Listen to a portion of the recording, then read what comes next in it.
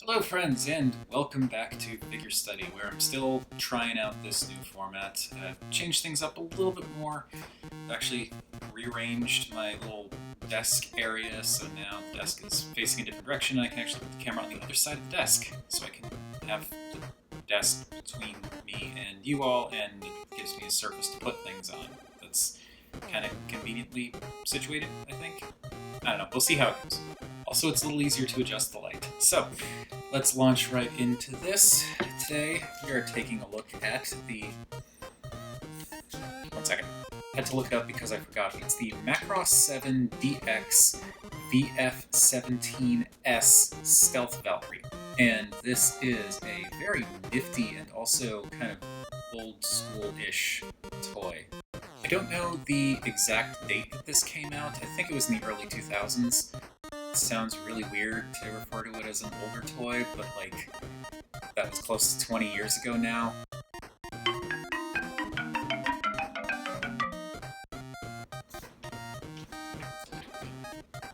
But regardless, it's a fun little chunky thing. I bought this from one Mr. TG Omega, actually. He was selling some stuff on eBay, and I saw this and was like, you know, it supports someone whose videos I've been watching for a very long time, and also it's just a really cool toy. First and foremost, I just love the design of this jet fighter, whatever they call it, mode. I don't know anything really about Macross or Robotech or any of that stuff, so I could not tell you what like specific names are for most of the modes and things like that. All I know is this looks cool.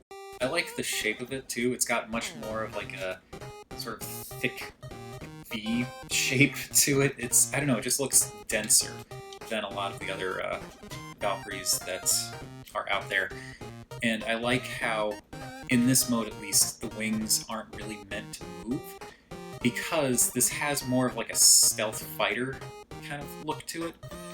And stealth fighters, as far as like actual modern stuff goes that I'm aware of, don't really have the adjustable wings like that. So they're much more fixed, and this kind of gives it a similar silhouette. I like how it's a little bit more snub-nosed, a little bit more compact, a little bit denser, and it's a really cool design. The colors are great too. I like how it's mostly this really, really dark grayish blue almost. Like it's got kind of a bluish hue to it, kind of. But then you've got these other little hits of color here and there, like the light blues in the front here, and on the underside here, and these little deco things on the sides that like are actually, they're molded in and painted. That's really cool. And the little yellow stripes on the wings too. Little hits of color that really pop against that darker shade, but then the darker shade works because it's supposed to be a stealth fighter, so it works all around. It's got some really nice molding throughout too. There are some spots where it's a little bit like the screw holes along the top, going in a nice line no less. And there are a couple of spots like the hinges for what become the shoulders that stand out in that weird light blue plastic that both stands out color-wise and doesn't really have any molding on it. But there is some really nice molding in here, and even along the bottom it's pretty nice. I also really like what appeared to be machine guns, or maybe they're laser blasters, I don't know. But I like how there appear to be guns mounted on either side of the cockpit. It's just a nice little detail, I think that looks cool. On the one hand, I kind of wish the molding was a little bit more obvious, because this is a very dark plastic, and so a lot of that molded detail does get lost, unless you're shining a light on it at just the right angle. But at the same time, you know, it's a stealth fighter, so it's fine. Now you may notice there is this gun on the side here. That is the gun that the Valkyrie uses in, was it Battroid Mode? The issue that I have with it is there's no particularly good place to store it in vehicle mode. This is just kind of the best place that I've found. It's got two pegs on it of varying lengths. You can plug it in there, or any of these screw holes really. Unfortunately, it doesn't really, like, I've seen people use this in the past, but it doesn't work for me. There's this screw hole on, like, right in the middle of the Valkyrie there, and that's the back of the robot mode head. And it looks like this should peg in, but it doesn't. It's just the hole is too small, so I can't peg the gun into the center, which is really annoying because I feel like it'd look best if I could peg it there, but I can't. So what I found works best for me, since I can't do that, is to peg it in using this front peg on either side to give it kind of like a set back mounted kind of cannon look. And unfortunately, while there are screw holes on the bottom that it could potentially peg into, they are very shallow, so it really doesn't work. That one could potentially work, kind of. Yeah, I guess that does work, but then it sticks out so far. And that's fine, I think, for like a flight type thing, but not a fan. Also, as you may have noticed, there are landing gear on this thing. They're just bits of plastic, they don't actually roll, and those just tuck in by clipping them into their place, and then you get a nice smooth bottom. Okay, now that we have taken a more than thorough look at what is basically just a jet, let's do some size comparisons. So, here it is with the more standard size comparisons, that is the Samus Amiibo and a standard-ish size Transformers Deluxe. And this is a pretty decent sized jet mode. The robot's gonna be bigger, but it's pretty sizable. I mean, it's an older DX toy, so it stands to reason, right? Here it is with a slightly more recent-ish Hello Carbot toy, that is Sonar Diver. And Sonar Diver is not the most recent Hello Carbot figure that I own, but I also don't feel like disassembling Pentastorm X right now, so this is what we got. Similarly, here he is next to a, let's go with fairly recent Tobot figure. Again, not the most recent, but Tobot V Classic is a pretty recent release. The reason I'm intentionally choosing more recent figures for the Hello Carbot and Tobot lines is because the more recent figures are, one, more recent, and two, they're a little bit smaller than their older counterparts. And I feel like that's more indicative of what to expect from the lines going forward. Like, they are still going to be releasing bigger figures here and there, but like, for the most part, the general size seems to be about where these two are at. Anyway, moving along, here he is next to a Marvel Legends and a Star Wars Black Series figure, that is Omega Sentinel and the Beskar Armor Mandalorian, respectively. And this just in case you want to get a feel for how big this thing is, next to a 6-inch, well, 1/12 scale standard-ish action figure. And lastly, even though it's been sitting here the whole time, we can do a more proper next to side-by-side comparison. Here he is with the Duck Tank. Okay, so with all of that out of the way, let's transform this guy into his Gerwalk mode. So the transformation on this guy, because he's a DX figure, is very simple. I really like that first step of sliding the entire lower portion of the figure forward a little bit in order to access the rotation. I don't know, I really like that, and I like how the transformation gets capped off by sliding it back in place. You do want to be careful, though, when transforming. You want to make sure that those wings are folded back before you rotate the shoulders around, because if you rotate the shoulders around with the wings out, the tips of those wings could rub against the shoulders and either scratch paint or possibly damage plastic. And you definitely want to avoid that. Unfortunately, the Gerwalk mode that we're left with looks terrible. I can appreciate certain aspects of this, but it really is bad. The weird little gun nubs instead of arms is just kind of why, because of the previously mentioned issues with not really having a good place to peg the gun into in vehicle mode aside from the top, it creates the issue of where do you put the gun in Gerwalk mode. Now, you can peg the gun into the front, as you can see here, and that's a place you can put it. It doesn't look great, but it is a place you can put it. But, no. Which means the gun just gets left off to the side, and you're left with this thing with, like, these weird little stumpy gun nubs in place of arms, and I just don't like that. On the plus side, it is pretty simple to transform the arms into proper arms, and then you get more of a normal-ish looking Gerwalk mode, and that's fine. I'd say it is an improvement, though slight, over the default Gerwalk mode, but it still doesn't look that great.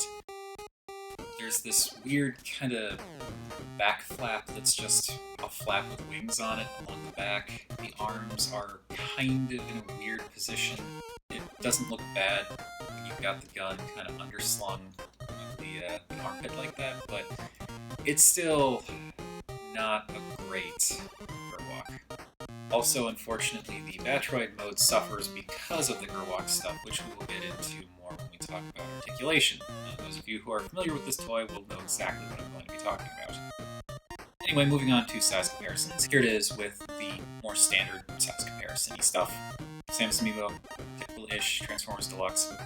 Here it is once again with Hello Carbot's Sonar Diver, and once more with Tobot V Classic, with Marvel Legends Omega Sentinel and Star Wars Black Series Beskar Armor Mandalorian. And because I can never help myself, here it is with the Duck Tank. Okay, that is it for the disappointing Gerwalk mode. So, let's transform this thing into its fully bipedal. I guess Gerwalk's bipedal too. We'll transform it into its Battroid mode. Going from Gerwalk to Battroid is very straightforward. Going from Jet to Battroid is real straightforward, really. I still really love that sliding bit, though. The legs just straighten out and flip around. I do also really like how the wings fold down and then collapse against the back to make a cape. And the way that the torso comes together is really nice, too. Something just very cool to me about the way that that flap lifts up, the cockpit rotates in, and then the flap kind of comes down over it. It's a nice detail. The only thing you want to be careful of is you want to make sure that you turn the head at about 45 degrees or so that you have enough room to lift that flap up, while at the same time not rubbing anything against the face, because you don't want to scratch that silver paint. It's really nice silver paint. What we're left with is basically a Robotech Valkyrie, or Macross, or whatever thing this is actually from. This very much looks like a Valkyrie, but like a darker, sleeker, stealthier Valkyrie, I guess. Again, lots of really nice details here. There are more details. Some of these are revealed in the Gerwalk mode, but I didn't really want to talk about the detail in Gerwalk mode because it's just the halfway point between this and the vehicle mode. You get a lot of nice additional yellowish orange on the sides of the legs, some more molded details revealed. Again, really like the way that that torso comes out. You get some added color on the arms, in particular the shoulders, that really nice yellow and orange. So in addition to all of the detail that was technically visible in the Jet and Gerwalk modes, but is now a lot more front and center because the Battroid mode is shaped so differently. In addition to all that stuff, like the blue on the thighs and the nice molded detail all along the bottom there are a couple of things that are a little bit disappointing. Biggest disappointment for me in terms of the detail that gets revealed is those forearms. I just wish that there was some molded detail in the tops of those forearms because they look so unfinished in comparison to the rest of the stuff going on around it, even the biceps and the shoulders, the sides and backs of the forearms and everything. It just seems like a kind of bad oversight. With all that griping out of the way, though, this thing looks freaking awesome. Color combinations are great. I love the little light blue highlights and the orangey, yellowy highlights that pop in to kind of break up that darker blue. And again, going back to the torso, you actually do get some new revealed details, because the way it was transformed before with that flap laying down, you get this additional splash of blue right in the chest, which looks really good. And I also like how those guns are now kind of a weird-looking chest detail. Hey, buddy? You okay? Finley had a furball, but it's okay now because he found his sunbeam. Anyway, yes, the Battroid mode looks great. The gun also works really well in this mode because you can just put it in his hand. And also, before I forget, let's talk a little bit more about the gun. So, it is just a blank chunk of plastic. There's no color separation to it whatsoever. There's nothing really fancy about it. It's just, here's a chunk of plastic that's the same color as the bulk of the toy. Have at it. Oh, and one more thing I want to talk about with the Battroid mode before we get into the head detail is I really like how the wings collapse and fold down to make kind of a cape. I know that the wing cape thing is fairly typical for Valkyries, but for this one in particular, they're thicker, chunkier wings because they're designed to be, like, immovable. They're not, like, wings that sweep forward. They're not, like, the thinner, more adjustable wings of, like, the more standard Valkyrie. And so it gives it more of an impression of a cape and less of, like, tiny folded wings that are just like, tucked along the back or something. And I think that's cool. As for the head, I love the head on this thing. It's kind of weird, like the shape, how it kind of goes in and up at the top, like he's got this weird little cone head thing going on, but it looks really cool. The silver on it is great, and I love how that silver is broken up by the additional light blue and red paint around the visor section. That little splash of red in the forehead is really nice. The kind of black and light blue around the sides looks great. It's such a really nicely painted head. While I'm not super keen on the cone head look, I think the rest of it balances it out really nicely. Now, I'm going to talk a little bit about the articulation. It's an older DX style toy, and whenever I hear DX, I think, okay, it's going to be big, it's going to be chunky, it's going to be sturdy, and it's probably not going to move very well. The articulation above the waist is pretty good for what it is. You've got simple things like a head swivel, which is great. These little things are adjustable. I prefer to have them swept back a little bit. For the arms, they can go in and out at this joint a little bit, and then they can also go in and out at this joint. So you get a fair bit of in and out there. You can rotate the shoulder around. You've got a bicep swivel. You've got an elbow that bends all the way up because of that terrible Gerwalk Mode gun arm thing. But still, that's a nice elbow bend.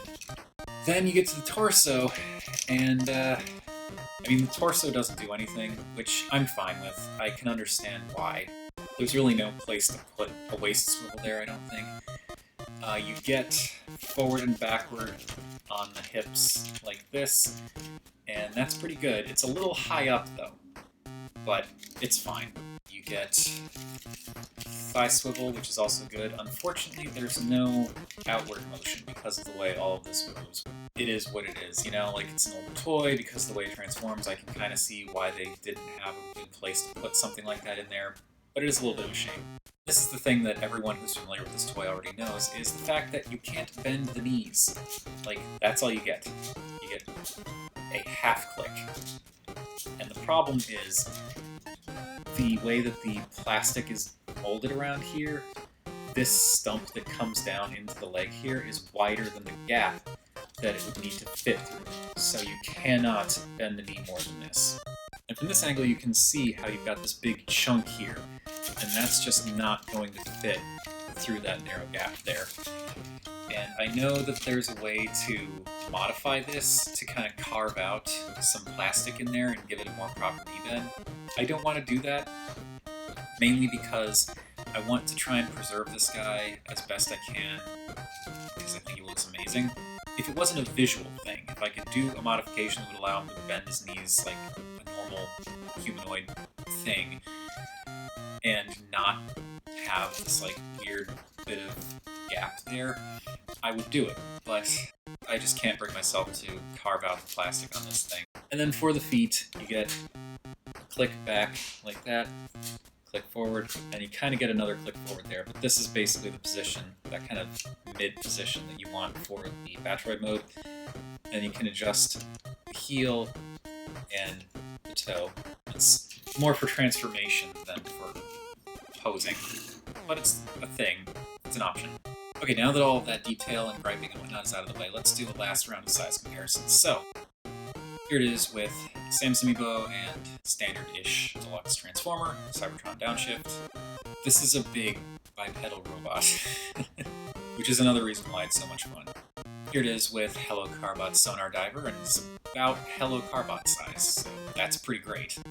It's also roughly current-ish Tobot size when we see it next to Tobot V Classic.